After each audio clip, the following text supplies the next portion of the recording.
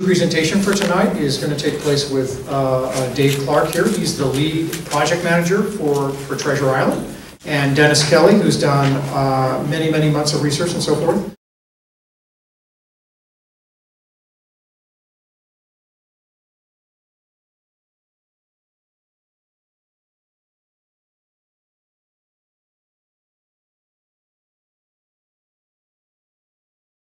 Thank you, Ray, for being here tonight. Also, if you have to go. Ray is the radiation safety officer on the project for the in-house surveys. So any of you that might want a one-on-one question, he's still available there, as he is now talking with folks. So we'll move on to the major presentation tonight. Are we on time? 8:10. 8:10, okay. Oh, well. I will try and be efficient. This topic, as many of you know, is very broad because it's a base-wide issue, right? So I will try and get to the point as good as I can, understanding that there will be future questions after this. This is an overview, and there will be more coming after this. This is a preview for the document that's going to come out final, that will be available for everyone to take a look at, right?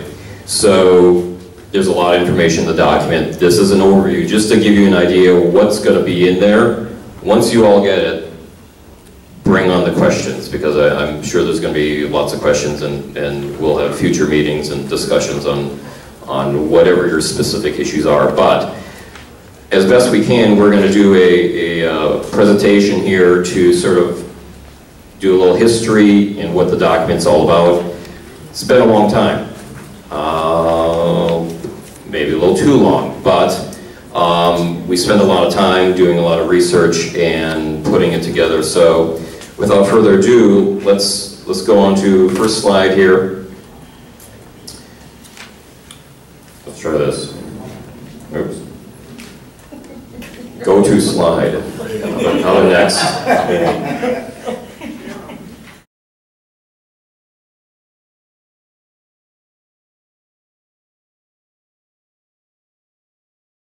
All right, so thank you again for everyone's patience. I really appreciate it.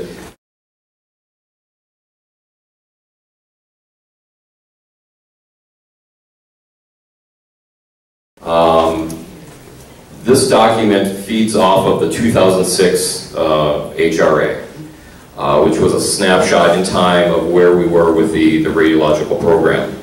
And the purpose of this document is to basically update that document, another snapshot in time. Where are we now? What more do we know about the radiological program?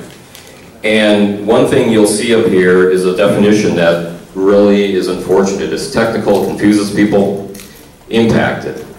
Because one of the things really key to an H.R.A is you have impacted areas and you have areas that aren't impacted. Impacted, and I'm going to read this verbatim. A site, an impacted site, is an area with a possibility of containing residual radioactivity in excess of natural background. You read that, and what does that mean? Natural background is walking outside and just standing there, nothing's happening. Excess of that is exactly what it sounds like. Let me give you an example. We talked about 1101, the object found underneath the foundation. That would be an excess. Possibility, this is the key word. Is there any reason why we think something's there due to information we have today? Anything historical that we found and that we suspect, but we have no data, which would cause us to investigate? So it doesn't mean that there's contamination. It just means that we think there could be something there, there's a possibility, therefore we're going to investigate. If you take anything away from today's meeting, please keep that in mind, because once you see the document, you're going to see impacted, not impacted.